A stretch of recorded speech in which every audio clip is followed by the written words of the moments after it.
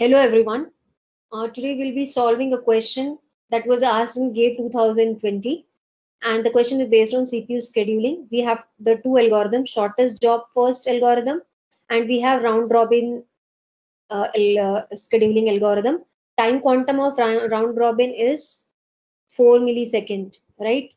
And what we need to find out is we need to find out the difference between the average turnaround times of both SJF and RR. And we have to write the answer here. So this question is not MCQ based where you will be given four options. But apart from that, you have to solve the question and you have to write the answer yourself. So we have two type of questions in GATE exam.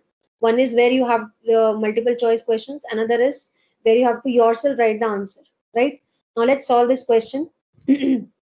So first of all, let's solve the question with the help of SJF. All the process P1, P2, P3, and P4 has arrived at 0th millisecond. And as we can see that in SJF, shortest job first. So the process which have minimum burst time is going to take the CPU first. So out of this, as we can see that P3 has the shortest burst time. So first P3 will take the CPU and it is going to run for next 2 milliseconds. And after this, P2 is completed. Then the next process which is having the shortest burst time is P4. Then P4 will take the CPU and it is going to run for next 4 milliseconds. 2 plus 4 is 6. After that, the third process is out of P1 and P2. P2 has minimum burst time. So P2 will take the CPU. 6 plus 7 is 13. And finally, P1, which takes the maximum burst time. 13 plus 7 is 21. Right? So now we will find out the turnaround time. So what is turnaround time? Turnaround time is completion time minus arrival time. So let's find out the turnaround time of all the processes. So turnaround time of P1 is P1 completed its execution at 21. So this was the completion time. And what is the arrival time? All the processes have arrived at 0. 21 minus 0 is 21, right? Similarly, the turnaround time of P2 is completion time of P2 is 13. So we have 13 minus 0, that is 13, right? After that, the completion time of P3. So P3 is 2. Completion time is 2. And what is the arrival time? 0. 2 minus 0 is 2. And completion time of P4 is 6. 6 minus arrival time is 0. That is 6. Now, what is the average waiting time? Not waiting time. Average turnaround time is turnaround time of P1 plus P2 plus P3 plus P4 upon 4. So it is how much? 21 plus 13 plus 2 plus 6 by 4, and this value is 42 by 4, which is 10.50. So this is the first value that we have achieved here, millisecond. Now let's also solve this question with the help of your round robin. So let's draw the Gantt chart for round robin also.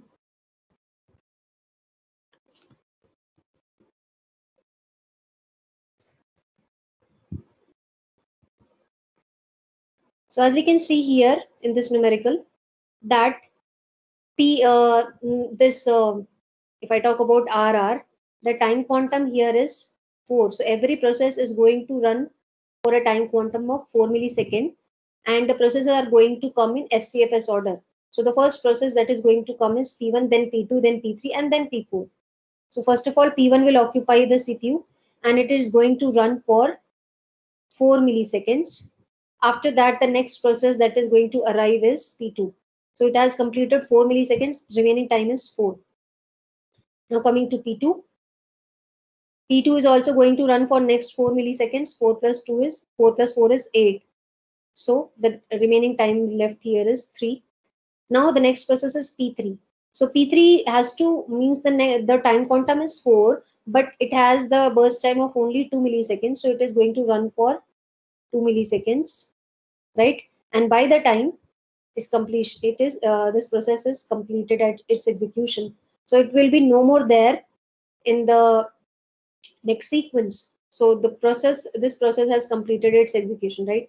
Now coming to P4, the next process is P4. It is also going to run for next 4 milliseconds. 10 plus 4 is 14, and this process has also completed its execution. So these two processes, P3 and P4, are done with their completion execution. And now again we are left with P1. So P1 again is going to run for next 4 milliseconds. So that is 4 plus 4.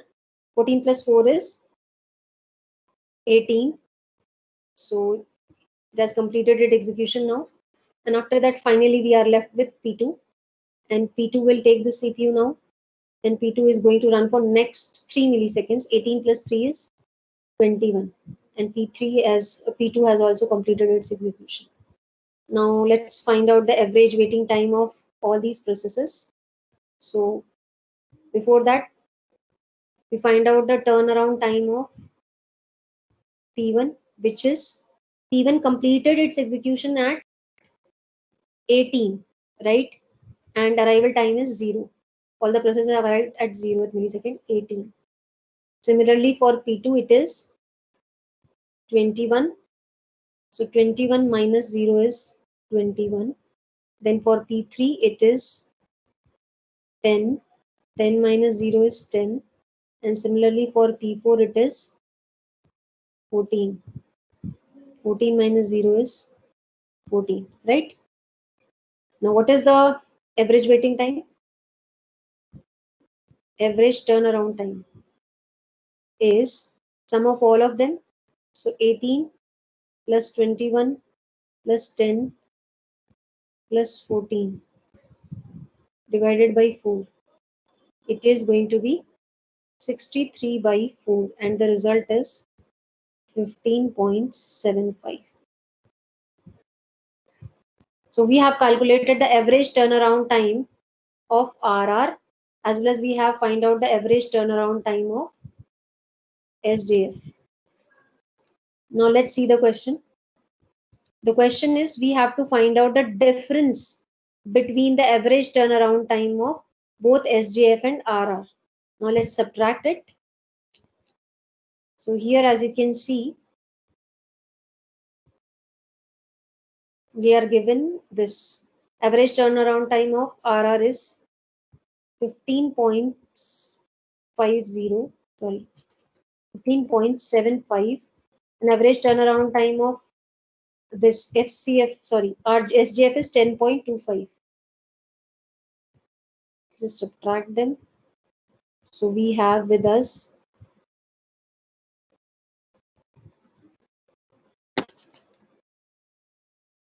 this is not 25, but it is 50. So this is going to be 5, 2, and this is 5.25. So what is the result? So the result that we have acquired is 5.25 millisecond. So let's write the answer here. So the answer here is going to be 5.25. And the unit is already given. So this is going to be your answer for this question. I hope you understood the concept. To understand more concepts, stay tuned to my lecture. Thank you so much.